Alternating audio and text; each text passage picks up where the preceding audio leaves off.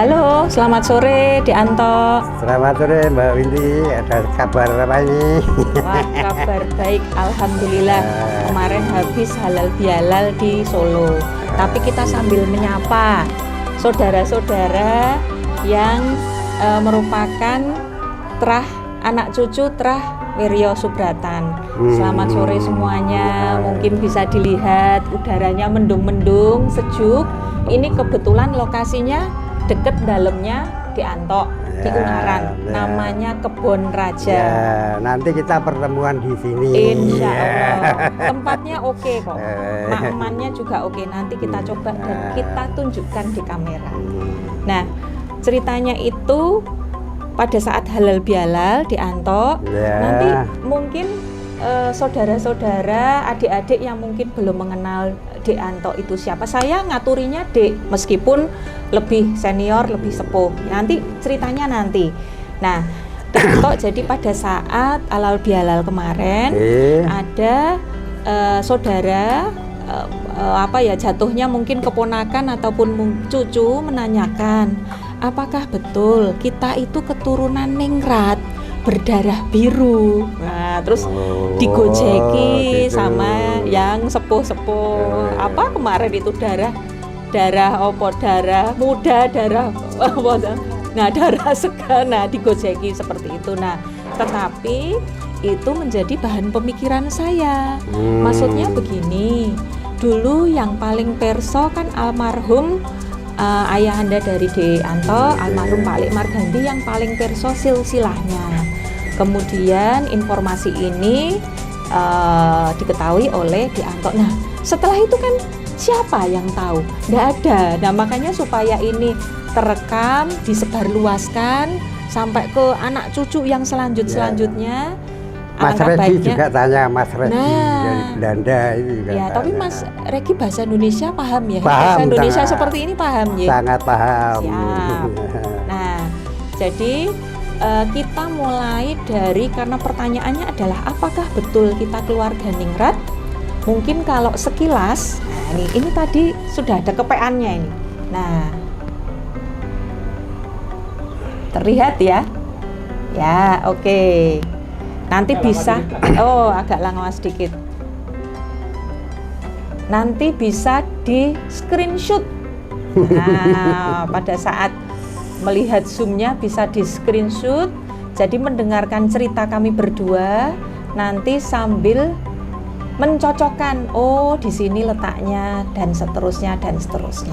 Nah, jadi kalau dari tulisan di papan tulis ini tadi, asal muasal nenek moyang kita itu adalah Pakubuwono ke-5.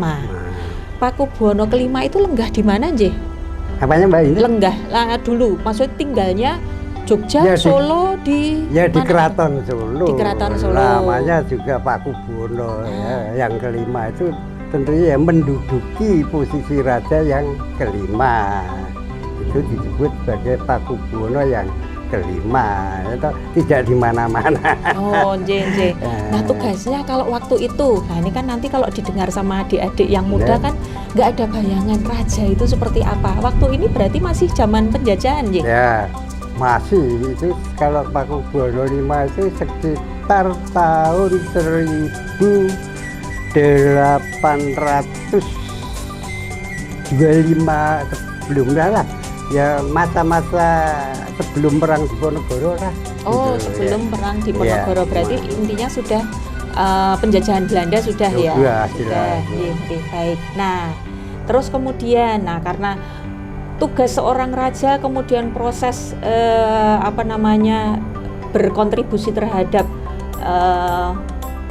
Indonesia pada saat itu, mungkin nanti bisa di-browsing sendiri. Nah, kita kembali ke papan tulis ya. Jadi nenek moyang kita adalah Pakubuwono ke-5. Nah, tadi sambil di screenshot ya. Nah, beliau itu sebetulnya memiliki 2 istri, nggih. Banyak. Oh, banyak. Garwo ampel ya sebutannya. Garwo permaisurinya itu 2. Nggih. garwa ampilnya ya lebih dari 10. Oh, tentu. jangan ditiru ya. Jangan dulu, ndak boleh ya. Loh, karena punya alasan. Oh, punya alasan. Punya Nggih, nggih. alasan bahwa banyaknya istri dan anak-anak itu pada waktu itu diperlukan untuk memperkuat ketahanan keraton. Oh. Nah, karena anaknya ini nanti kan diberikan semacam kekuasaan wilayah di daerah teritorialnya yang kemudian memiliki rakyat yang nanti akan mengabdi pada rajanya itu. Oh, begitu. Iya, jadi jabatan tidak diberikan kepada orang perorangan tak penake dhewe ndak. Yo kayak anakku dadi adipati ning kono, adipati ning kene begitu. Wah, pola pembentukan pemerintahan pada waktu itu untuk memperkuat sistem yang ada di dalam kerajaan itu ya dengan cara duwe bojo akeh, duwe anak akeh. Gitu. Ya berarti istilah banyak anak banyak rezeki mungkin awalnya dari Mungkin di situ. situ. Ya, tapi kalau Indonesia sekarang ya tidak boleh banyak anak, itu ya banyak pengeluaran. Sekolahnya mahal. Oke. Nah, berarti kita merupakan keturunan dari salah satu garwa ampil. Nah, terus kemudian dari garwa ampil itu, garwa ampilnya namanya siapa sih? Kalau yang yang menurunkan kita itu adalah yang Dewa Broto. Oh, yang Dewa Broto. Ya, itu adalah cucu dari Pangeran Sambernyawa, pendiri Mangkunegaran. Oh. Ya, gitulah. Jadi Raden Masaid atau Sambernyawa ya itu yang dikenal itu kan mempunyai anak yang namanya Surya Kusumo. Nah, Surya Kusumo itu punya anak yang namanya Raden Ayu Dewa Broto. Nah, itu ibunya. Berarti zaman dulu orang terpandang ningrat pun juga tetap bisa menjadi garwa ampil ya. Oh, saya pikir kalau ningrat ya pasti posisinya akan menjadi permaisuri atau apa begitu, belum tentu. Itu belum. Itu hanya tatanan saja. Tatanan saja di mana seperti Pakubuwono juga banyak seperti Pakubuwono 12 dan sekarang mungkin 13 itu sebenarnya tidak menentukan yang namanya garwa permaisuri. Ya, jadi semua garwa ampil. Nah kan gitu. Jadi ada untuk menempatkan posisi pada garwa patmi atau permaisuri itu memiliki syarat dan metode pengangkatan yang tersendiri. Gitu. Jadi karena berat, mungkin syarat dan ketentuan berlakunya itu banyak sehingga tidak bisa menjadi garwa patmi begitu. Tapi apakah itu juga berlaku sampai ke pemerintahan sekarang? Sepertinya enggak, Nji. Ya, kalau namanya Pakubuwono yang kesekian sekarang yang duduk di keraton diributkan posisinya. Karena menurut saya juga itu melanggar semacam tatanan, tatanan yang selama ini dijalani oleh keraton. Misalnya begini, Sunan Pakubuwono 12 dulu sudah menyatakan bahwa penerusmu itu adalah orang-orang yang sudah memiliki grade derajat yang sudah ditentukan. Misalnya anak yang paling berhak itu diberi gerar Hangabei, kemudian ada gelar yang namanya Purboyo, ya ada Puger dan sebagainya. Nah ini yang di Solo sekarang ini yang bernama Pangeran Purboyo malah diangkat menjadi putra mahkota. Nah, padahal yang mestinya berhak adalah dulu ketika memberi gelar Hangabei itu adalah yang Hangabei. Ya, semacam ini makanya terdapat konflik di Solo sekarang itu kan di lembaga adat itu seperti itu persoalannya sebenarnya. Ya untunglah saya tidak ada di depan nama, tidak ada embel-embel gelar seperti itu, jadi tidak ada ontran-ontran ya. Kembali ke PB5.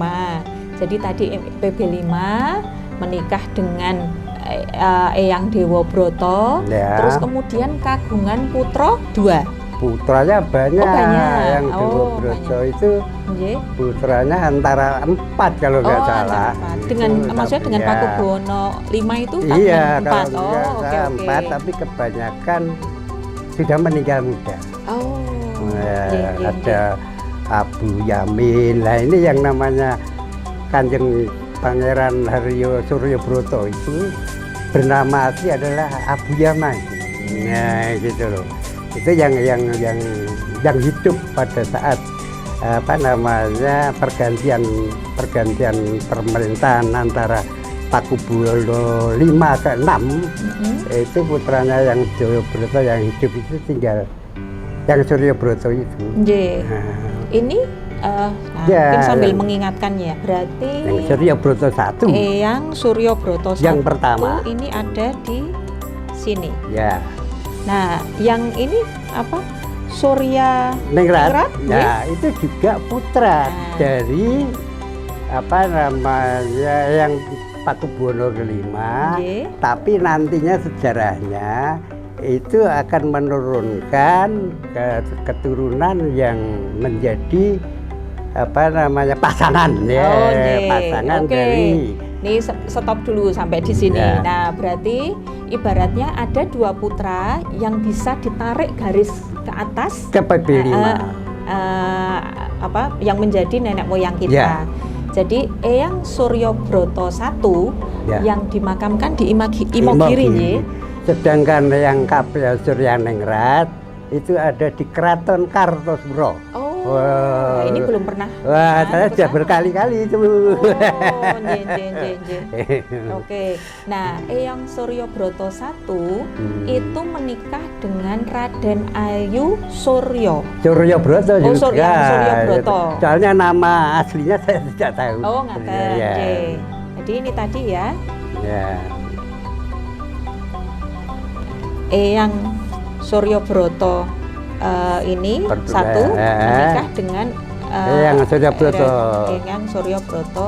Itu, Putri. ya, itu Oke. keturunan PB7. Nah, itu ternyata keturunan dari PB7. 7. Jadi kalau misalnya zaman sekarang ya kakak adik terus kemudian punya keturunannya saling dinikahkan lagi, ternyata Eyang Suryo Broto itu kan putranya PB5 Ya. menikah dengan putrinya PB7 Ya. lah kan, padahal PB5 dengan PB7 itu kan pasti juga bersaudara nggih. PB5 dan PB7, justru PB7 itu pamannya. Lah, nggih. PB5 Oh, pamannya. pamannya. Bukan saudaranya. Nggih, Saudaranya. Nggih. Lah, nggih kan. Maaf, saudaranya. Nggih. Nah, berarti kan itu tadi nggih, ibaratnya kakak adik mempunyai keturunan. Nah, keturunannya itu kemudian menikah. Ya. Nah, terus kemudian antara Raden Ayu Suryo Broto Ya. dengan Raden Suryo Broto Eyang Suryo Broto 1 Ya. kagungan putra. Ya, Itu KPH Suryo Broto 2. salah satunya. Salah satunya nggih, Sebab karena putranya banyak. Putranya 15. Ah, Putranya 15. oke.